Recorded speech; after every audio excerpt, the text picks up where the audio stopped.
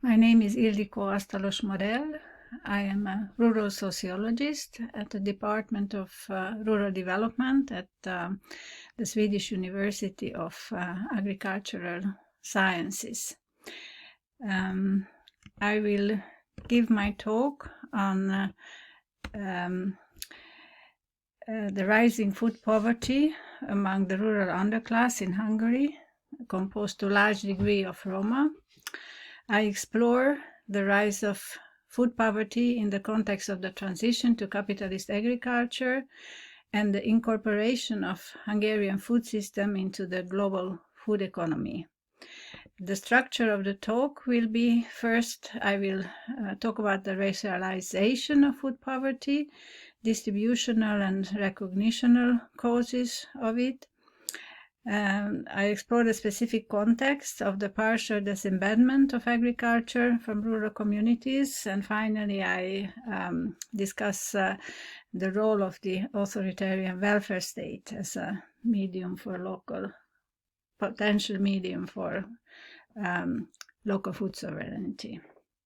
So to start with, I would like to emphasize that the transition to capitalism and incorporation of former East European bloc countries into the global economy, and in particular to the European Union, happened as a kind of semi-peripheral integration. We see that there are large inequalities. On the left is a distribution of income inequalities within the European Union, while in the figure you can see that this has also a dimension in food and food poverty. And it can be measured in many different ways, like the proportion of the population who cannot afford a meal a day with meat, chicken, fish, or vegetarian equivalent. And it is a very small portion in the European 15 average, while in the new countries it is a substantial part of population having this problem. Also, if we look at the food basket, and how big proportion of household expenditures are spent on food, we see a huge difference between CE and EU 15 countries. In the CE countries, 30% of the household expenditure is on food, while it's between 10 and 15% in EU 15 countries. Also, the absolute volume of food expenses are 2.5 times higher. People spend much more money on food in the core countries. So if we look at poverty, we find also that in the former, in the CE countries, the poverty is much more pronounced in rural areas. And it has also impact, or a side of it is a problem with food security. And although food poverty is paramount in rural areas, the majority of the new poor do not utilize the land for subsistence production. The poverty has a racial aspect. The proportion of measured poverty rate, for instance, in Hungary, is substantially higher among Roma, while it was 12% among non-Roma population. It's 76% among the Roma. Food poverty is a major aspect of poverty. looking at statements like we are constantly starving, 40% of Roma in a UNDP survey stated that they do starve. The proportion is somewhat is smaller in Hungary, but if we look at families with children, then it is 10% even in Hungary. What are the reasons for Roma being so specifically hurt in the population? There are different explanatory models. Some emphasize structural reasons. Among others, the big economic transition has led to desindustrialization and decollectivization, and in this process every fourth job was lost. And beyond the loss of jobs related to decollectivization of agriculture, we see also a so-called dependentization process. Small-scale agriculture was very generally practiced in state socialism. 1.6 million households practiced it, and their number has very rapidly and drastically declined during the post-socialist period. Another aspect is dependent development of the semi-periphery, which recreates inequalities between core and the semi-periphery. And one aspect is the skilled labor migration to the core from the periphery, which is a kind of brain and care drain, leaving those segments of the population with less favorable skills, like low-skilled Roma in the hinterlands. And the third important component is the changing role of welfare and a transition from neoliberal welfare towards authoritarian welfare regimes in the region. That has infringements on social rights and accessibility of social security. But the major problem with structural explanations is that it doesn't really fully explain why Roma are specifically targeted in this transition. And some criticize this structural explanation as a class-to-race cascade. That focuses on distributional inequalities, and they emphasize the importance of recognitional aspects, where Roma poverty is justified via their racialization, that Roma are associated with an inferior category of persons conceived of as lesser value. In certain ways, this recognitional difference is also enforced in state recognition, making poverty as a Roma issue. So we find that there has been a persistence of ethnified differences, which we can associate with a kind of structural racism that is manifested in educational, housing, and employment differences and their reproduction over generations. These figures illustrate that these changes, however, have been accentuated in the context of transition.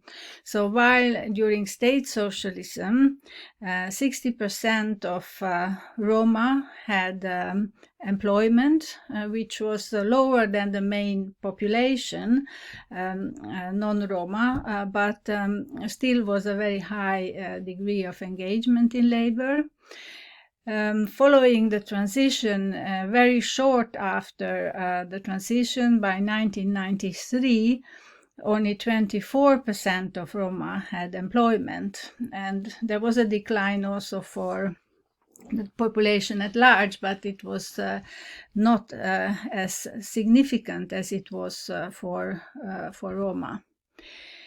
So we need both structural understanding of the causes of poverty and also an understanding of the recognitional aspects of this process. And so far has not as much attention been paid on the role of agrarian transitions for Roma marginalization, and on the way how the relation between society and the economy has changed in the transition. And these are these two aspects I will be focusing on. So to look at the historical context of agrarian transition, we need to know that while in the 50s collectivization and was seen as impossible future for the peasantry, and there has been large pressure, especially on well-to-do peasants, and they were forcibly pressed by differential taxes to try to pressure them to collectivization. After 1961, a new concept emerged, which was more on compromising level. And in this new wave of collectivization, the cooperative structure emerged on a dual basis. So the core has been a collective production sphere that was organized along industrial organizational principles, and it is through this core activity that the results of green revolution and mechanization has been developing. Cooperatives also had a function towards the surrounding society to provide employment. So they have introduced industrial side activities that has employed especially women who were considered not as mobile to take employment in urban areas. But besides this core activity, cooperatives have also integrated the household-based production of cooperative members and employees. So to start with, household-based production was tolerated for as a complement for subsistence needs of the peasants. But from the late 60s onwards, cooperatives were more and more actively engaging in integrating the production of household-based production. That was also described as a kind of silent revolution by SIANI and his colleagues. So in this household-based production, then peasants have increasingly produced for marketing their products, which the cooperatives have actively participated in assisting. In these figures, one can see how the proportion of household-based production played a very important role, both for Hungarian economy at large, but within cooperative production also. While in the area of used in these lots, they were around 25% of cooperative area. They have contributed 82% of the gross product in vegetable production. There was also sizable production in animal husbandry. Meanwhile, wheat production and other more suitable branches for large-scale production were concentrated in the collective sphere. As I mentioned, the sale marketing has become substantial, and about more than half of household units have produced for marketing. But how do Roma fit in this picture? Roma didn't possess land prior to collectivization, and they were traditionally providing for themselves with handicrafts that also served peasant households, or worked seasonal work on land estates, and lived in segregated, very poor parts of the villages.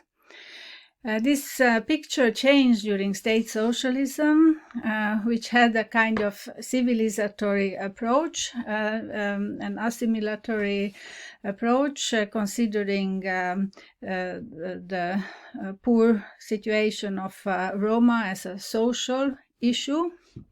And the main means for changing it was through integration into the labor force, which has been rather successful. Beside integration as workers in mines and industries, there has been also a process of peasantization of Roma. To start with, there were patron-client relations between peasants giving occasional work in exchange for food, but those who were gainfully working in mines with the peasant neighbors also started to follow up these patterns of market production and using peasant strategies. In terms of housing, there was a policy to destroy these very poor shanty towns at the verge of villages and creating modern housing with utilities, even if in a small format of 30 quadrat meter for Roma. And those successfully engaging with this peasantization agenda have also built further these settlements, and there was a process of assimilation happening. So with the post-socialist transition, the geographies have changed. With increasing unemployment and impoverishment, marginalization, we see two kinds of processes. So within the villages, there is a new kind of resumification. Parts of villages become more populated by those outside of the labor force. And there is also a movement called counter-selective mobility, where starting from urban areas down to the weakest villages, the least resourceful groups move outwards. So in Hungary, unlike in Western Europe, this process is also the kind of ghettoization of poverty is happening in the direction of remote rural areas. And we have a kind of process of ethnic ghettos in rural areas, a phenomenon that is also common in many other Eastern European countries. And so this is also an expression of the semi-peripheral integration to capitalism, that in Central European parts of the European Union there is a much bigger gap between urban and rural areas, and poverty is much more extensive in rural areas. And as I mentioned, there is an ongoing polarization of rural areas, where this, at the very end, we find these racialized ghettos in the rural areas. So the number of these impoverished settlements is increasing. How does this process relate to this agrarian transition? As we can see, agrarian transition has different aspects, and one of it is the property transition and privatization. And the other aspect is the transformation of production structures.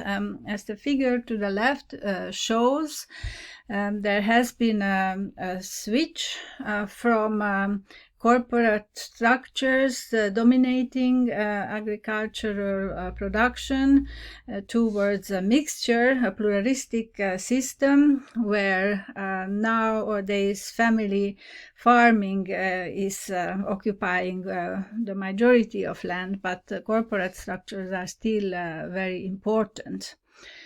And what we see is a kind of departure between land ownership, agricultural production, and the local communities.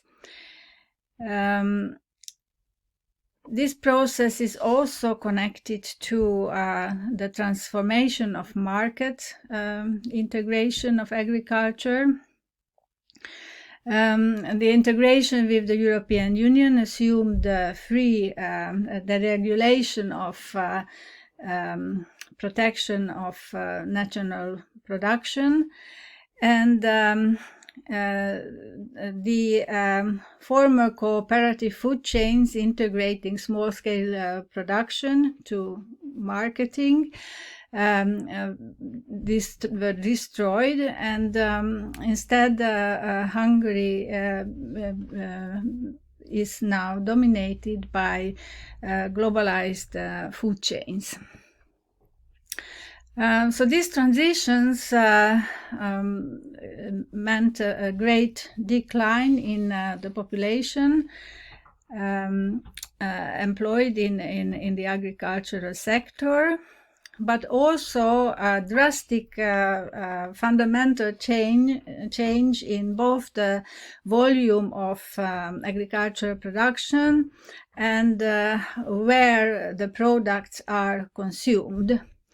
So this series of diagrams indicate on the one hand, the drastic decline of production of different goods, in this case pig raising, And on the one hand, the decline also in export that has existed during state socialism, and the growth of import of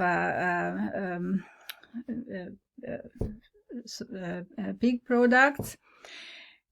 And altogether, we find that the food available for consumption has been declining up till the 2010s. Similar figures are for cattle, for milk, for eggs, and wheat products. And in some cases, we find that a more valuable nutritional product is exchanged against a less nutritious product, like pig meat against rising production of poultry and consumption of poultry. What is the background of this changing production pattern?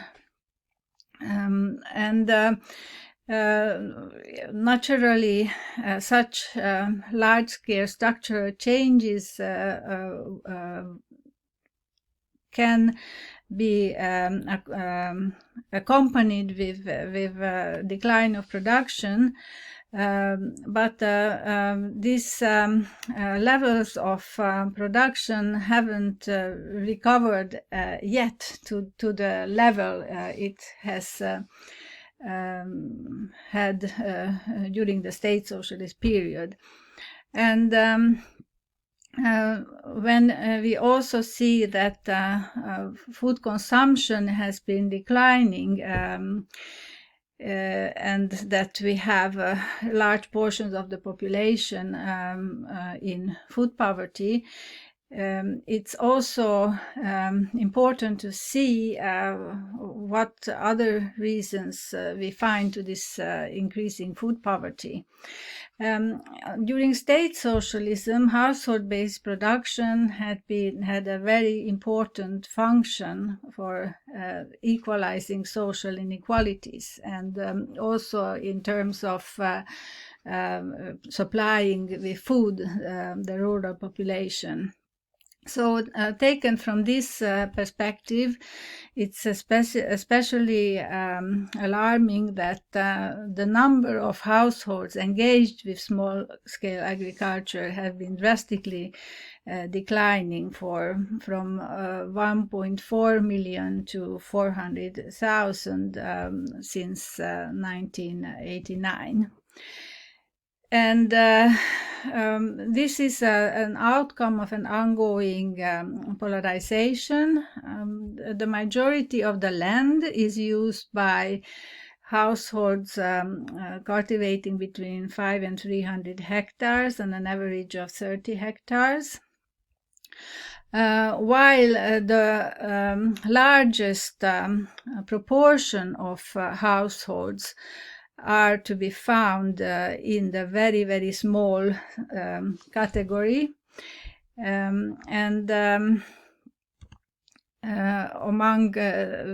these, the average hectare used is between an average 0.2 hectares. And we find the decline to be most severe just in this category. And this is a problem just because this household production could have been somehow countervailing the large-scale unemployment and marginalization of especially rural population. And it's especially alarming that this rural underclass doesn't use the land, even if it's small land, but it doesn't use even that land for household-based production, a practice that was common during state socialism. So, what is the role of the authoritarian welfare state in mitigating poverty? What we find in Hungary is that there has been a transition from this neoliberal welfare state to an authoritarian workfare regime, where the task of mitigating poverty is delegated to municipalities, and poor municipalities with high degree of unemployment have very little resources to use for mitigating poverty. And the resource that the current government has expanded for this purpose is public work. There are over 200,000 such positions in the past decade. However, in order to be able to be eligible for social benefits, it is required that a person can show that he or she has been employed at least for a month during the previous year. Otherwise, one is not eligible for any social benefits. So those on the margins of the labor market, or outside the labor market, better said, are obliged to get these jobs in order to have any income at all. And this creates paternalistic dependencies on the local welfare state. As we can see, among those with any kind of employment, public work employment is a very large proportion of employments for the Roma population. Over 40% are employed as public workers, while this proportion is very small among non-Roma, which creates this institution of public work very much a racialized institution. And it is in line with the current government's making the poverty issue into a Roma issue. Other critical aspects of public work is that it doesn't lead to work in the first sector, and it is a paternalistic institution due to the dependency on local power holders. And it has very poor work rights and work conditions. Among the paradoxes, I would mention that despite of the fact that this public work has such bad labor conditions, it is counted as employment, so it is contributing to boost the statistics of employment, and with it also gives a picture of increased employment of Roma, and also it is considered as a desired employment form due to reasons I've just mentioned. Also, local middle classes are satisfied with this public work solution. And by this, it is contributing to the continued electoral support of the current government. Among the positive aspects, I would like to emphasize that it opens for improved possibilities for food self-security and food sovereignty of the poor. And here I find it very important to lift up that 40% of public work positions are in agricultural activities. Public work positions are often combined with some kind of education about agricultural production. The products of this public work are used in municipal institutions, so they are cutting the dependency of poor municipalities from the food market. Workers often are allowed to consume on site of the production, but products, if not used in municipal institutions, often are sold, but it's also common that they are used to be distributed among those who have social need in the communities. Beyond producing on the public work sites, some of the municipalities take on the duty also to encourage public workers to produce on their own lots. So there is a kind of revival of the practices of former state socialist cooperatives in some of these progressive rural municipalities. On top of this public work initiated production of or revival of household-based production, there are also some NGOs who are engaged with supporting this kind of production. One of these is an example of this Pilango NGO that has developed a collaboration with municipalities having a progressive agenda towards poverty and especially food poverty.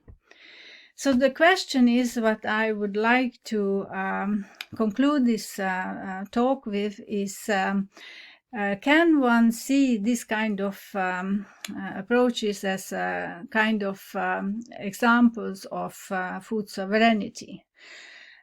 Taken food sovereignty issue in a global context, so it has been a bottom-up movement, very much based on democratic initiation. But there are also examples of food sovereignty mobilizations that are led by the state, where the state is supporting the peasantry in terms of doing the procurement for institutions from peasant producers to support their economic basis. If we look at these post-socialist examples, it is neither nor of these. It is a very specific phenomenon where the state is not promoting existing peasants, but instead is promoting agricultural production for their own institutions, but as a side activity, trying to revitalize the agricultural self-sufficiency of those people in the underclass who have no other previous traditions to engage with agricultural production. I find that the major issue here is how, in the context of this authoritarian workfare regime on the state and national level, how can rural municipalities create new potential ways of encouraging local self-sufficiency. And in this context, there is a variation between strategies of rural municipalities, while there is a number of municipalities having a kind of moralizing, racializing welfare paternalism, and applies public work in the spirit of this. There are also there is a movement of rural municipalities which have a more social welfare perspective, and is working for giving a kind of social minimum for the impoverished, and uses also this kind of public work projects as a means for that. And the third kind of strategy would be a kind of welfare rationalism, where one is skeptical towards using public work for the goal of social equalizing, because this kind of work is seen as having low economic efficiency. Meanwhile, one sees it as a currently existing opportunity which has potentially high social feasibility. I would conclude that this kind of initiatives for the revitalization of household-based production could give future opportunities, take and improve the democratization of this kind of work, which would require voluntarism, participation, and recognition to those engaged with public work, and also increased collaboration with NGOs working in the same direction could contribute to this process. Finally, I would like to thank the Swedish Research Council, which has contributed generously to the project led by me, Negotiating Poverty, between 2012 and 2018. This allowed several field work and case studies on the topic of public work, civil society initiatives, public-private partnerships, and Roma women's NGOs. So thank you for listening.